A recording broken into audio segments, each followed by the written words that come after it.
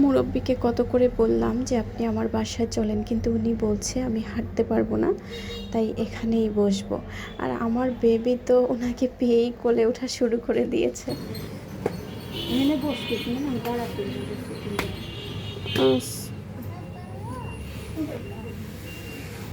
বসেন। তা আটতি চলতি তো পারতেছেন না, তারপরে ব্যাগ নিয়ে চলতে আসছে, দেখে কষ্ট। আসো আসো, আয় তুমি আসো, তুমি এসো, ঘরে এসো, আসো।